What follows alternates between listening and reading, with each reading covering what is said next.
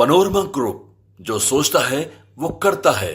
नमस्कार, भारत लाइव देख रहे हैं आप। अंदर की खबर, एक बार फिर बिहार के सियासत में कुछ ऐसी खबरें उठ रही हैं जिस खबर को सुनने के बाद राजनीति में हलचलें तेज हो गई हैं।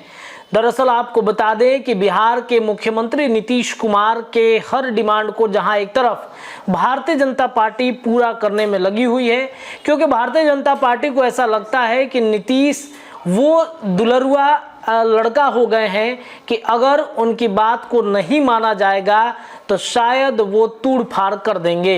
यानी कि जो नरेंद्र मोदी की सरकार देश भर में इस वक्त चल रही है, नीतीश कुमार के ही बदौलत वो सरकार चल रहा है, क्योंकि नरेंद्र मोदी के पास 12 सांसद नीतीश के बेहद महत्वपूर्ण हैं और नीतीश अगर अलग होते हैं तो शायद नीतीश के साथ साथ उनके बाकी के जो एनडीए के घटक दल हैं वो भी धीरे धीरे करके अलग हो जाएंगे और फिर परिस्थितियां नरेंद्र मोदी के लिए विपरीत हो जाएंगी।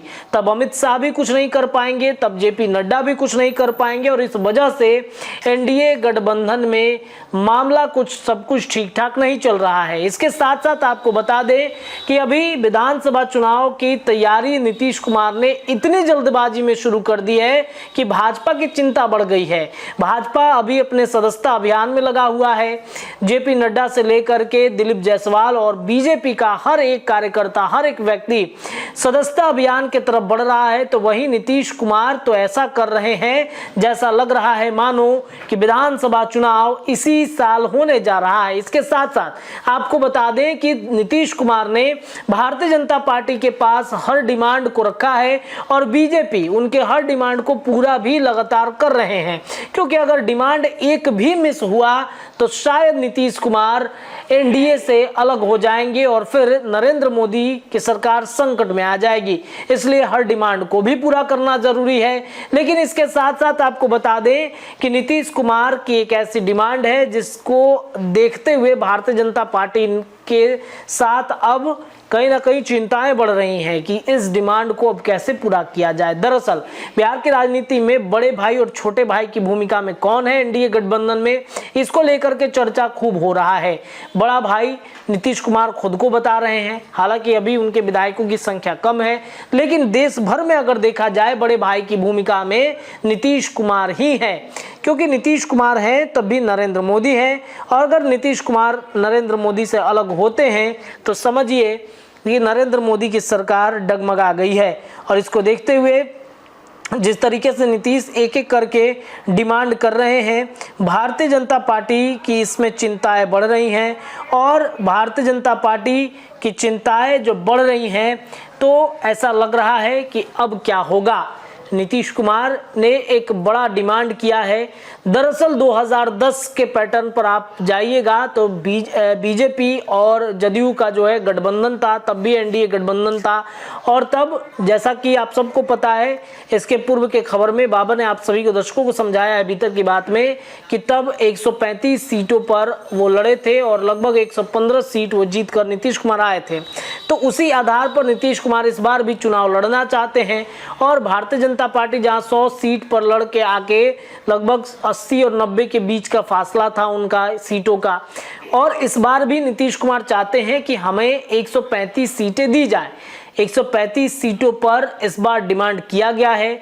तो बाकी के जो गठबंधन के साथी हैं उनका क्या होगा। चिराग पासवान के 38 सीटें मांगे जा रहे हैं, उपेंद्र कुशवाहा के 1 दर्जन से ज़्यादा सीटें हैं, जीतन राम मांझी के भी लगभग 1 दर्जन से ज़्यादा सीटें हैं। इसमें पशुपति पारस को भी देखना है, अगर देर सवेर मुकेश सहनी आते हैं तो उनको भी एडजस्ट करना है।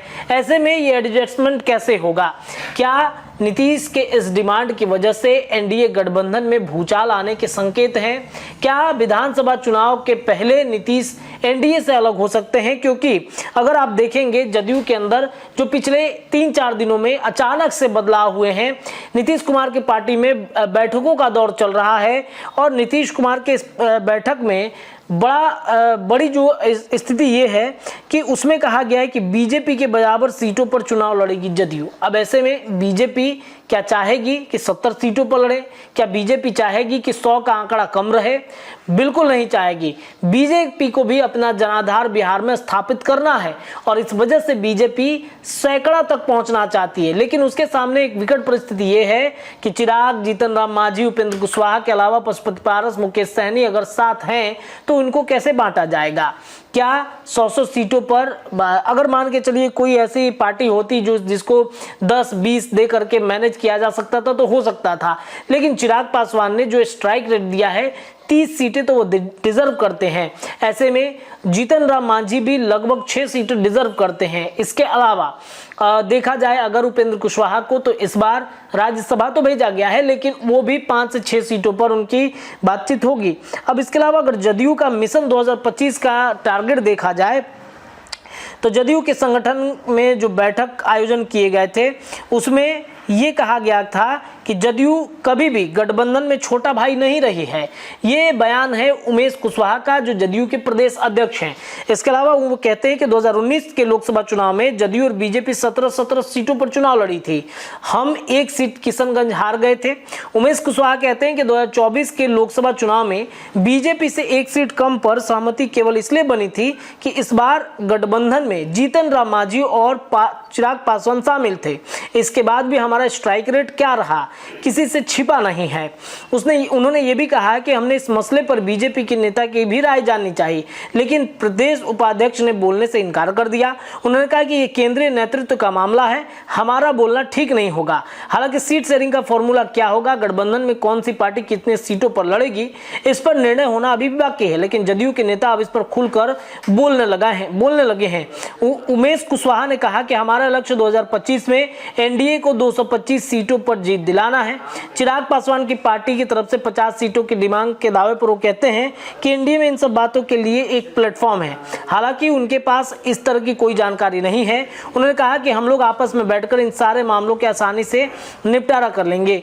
पिछले चुनाव में तीसरा नंबर 44 सीटों पर सिमटी जदयू आखिर क्यों विधानसभा में सबसे बड़ी पार्टी बीजेपी 78 के बराबर सीट पर चुनाव लड़ने का दावा कर रही है? इसका जवाब देते हुए उमेश कुशवाहा कहते हैं कि बिहार में एक ही चेहरा है, वो है नीतीश कुमार, और नीतीश कुमार के अलावा बिहार में कोई चेहरा नहीं है। और इस वजह से देखा जाए तो बीजेपी के बराबरी जदयू करना चाहता है और इस वजह से जो परिस्थितियां हैं वो बिल्कुल उलट जा रही हैं। तो क्या नीतीश की ये डिमांड बीजेपी पूरा करेगी? क्या नीतीश 130 सीटों पर डिमांड कर रहे हैं तो क्या बीजेपी मानेगी?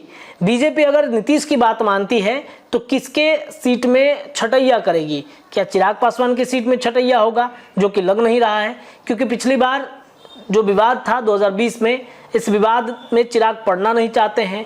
क्या क्या जीतन राम मांझी की सीटें कम होंगी?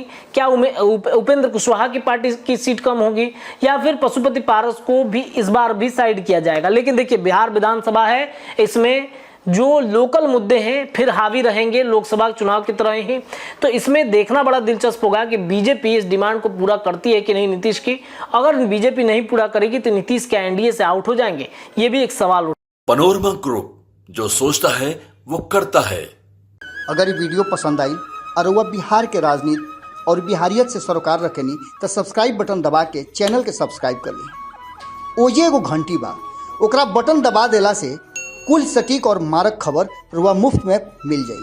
अगर रुआ पत्रकारिता के हमनी के नया प्रयोग में सहयोग कर चाहतानी तो ज्वाइन बटन दबा दी। पेटीएम नंबर नोट कर ली 9386816700। धन्यवाद।